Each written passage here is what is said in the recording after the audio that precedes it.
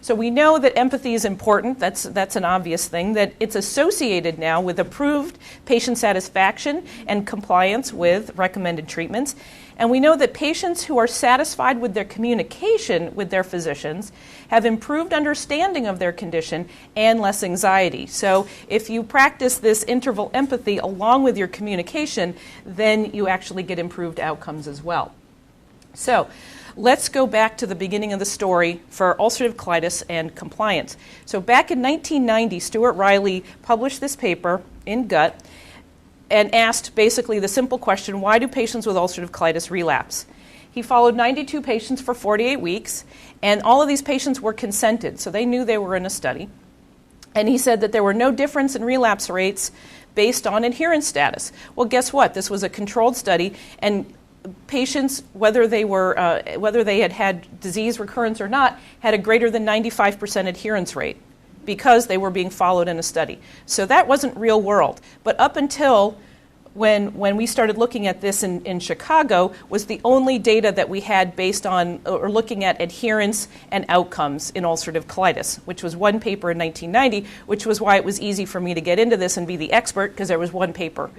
So we said, well, that's not real world. What happens in the real world? So in Chicago, as a fellow, this was one of my major research projects, was we built a cohort of 94 patients, and we just asked the question, what are you doing with your medications? And what we did was we called the pharmacies 3 months and 6 months after they were enrolled into this cohort. And we just sort of followed what they were doing disease activity-wise, and we found that the daily amount of mesalamine they were taking didn't matter, as whether they were compliant or not, and the regimen didn't matter. Now, this was back in the early 2000s when it wasn't common for maintenance dosing to be in a twice-daily regimen, but we were doing it in Chicago to try to make it easier, and it turns out that it didn't seem to be any great import. What we did find were that demographic variables like being male and being single seemed to make a difference. So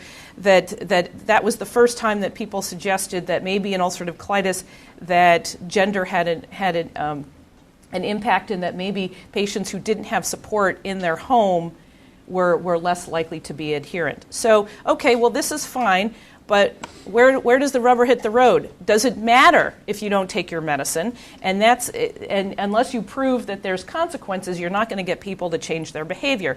So we took this cohort of patients. We already knew some of them were adherent and some weren't, and we just followed them for 2 years. Natural history. We didn't intervene. They hadn't signed a consent form. This was, the IRB called this benign neglect, and said that we didn't have to actually get their permission.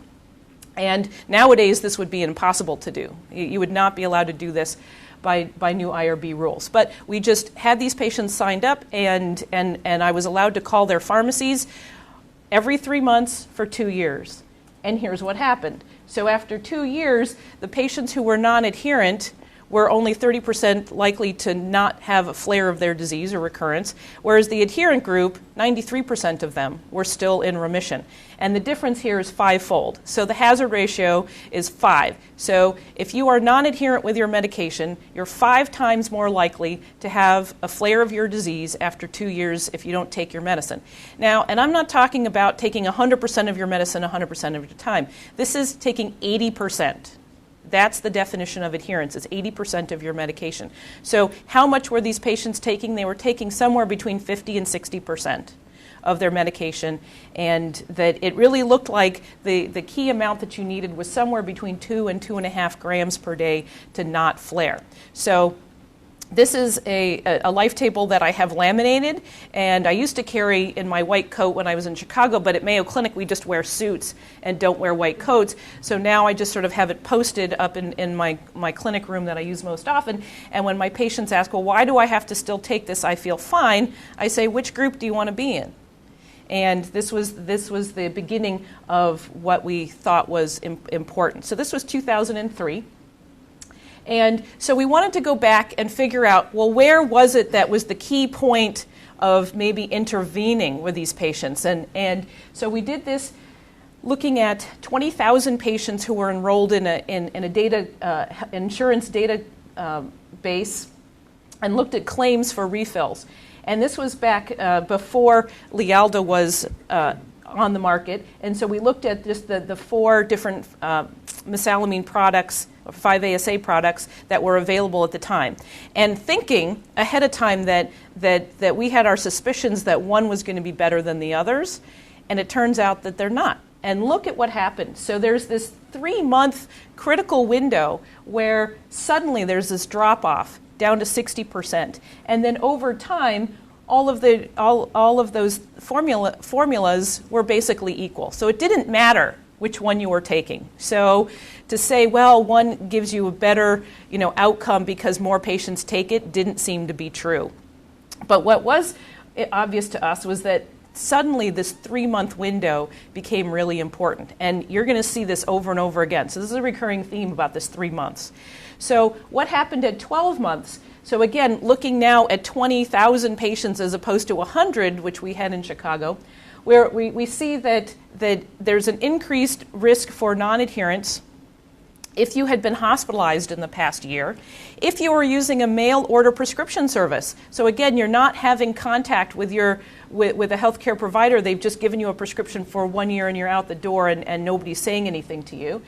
That if you have comorbid conditions, well, that seems sort of obvious. What was interesting was that increasing age protected you, and that the use of a rectal 5-ASA in the past protected you. So patients were not interested in being threatened with topical therapies, that they were willing to take their oral therapies, and that if they had been switched to a different 5-ASA. So we think that might be explained by the patient feeling that their doctor was listening to their complaints about one not working or they were having an adverse event, and so they were switched over to something else, and they felt that that was working better for them. All right, so then we said, okay, about the same time as we were doing this work, we were trying to figure out how frequently do you really need to take your medicine? Because we want to intervene with something simple. Can it be that you can take your medicine less frequently than what's really the FDA indicated?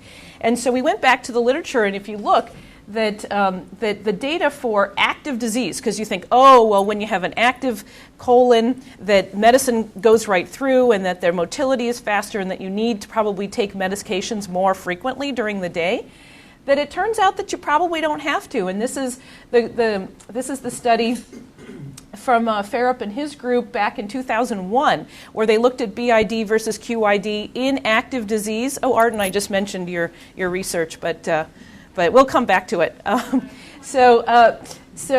So it turns out in 2001 there were data to show that really you didn't have to dose in active disease in a QID fashion, that there was no difference in efficacy or in safety of BID versus QID granules. So that was step one.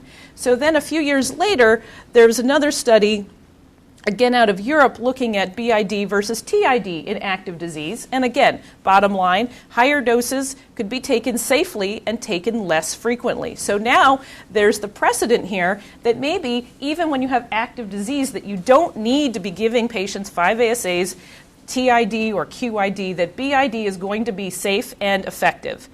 So what about maintenance? Okay, so you can do this for 8 to 12 weeks. The patients are now better. What are you going to do for maintenance? And it turns out that there wasn't a lot of data out there for maintenance and how often you really needed to do it. That the 5-ASAs that were FDA approved and the ones that we were using for maintenance, we were giving BID, we were giving TID, some community physicians were still doing a QID. Well, could you do it once a day? Maintenance once a day. That was a novel theory, and it hadn't been proven yet. So that's where our next step was. And so we put together a very small pilot study, and this we published in actually the very first issue of CGH, which came out in June of 2003. And this was a small pilot trial where we randomized just 22 patients who were in remission to either once daily mesalamine or a BID or TID regimen, so conventional therapy. And we just followed them for 6 months.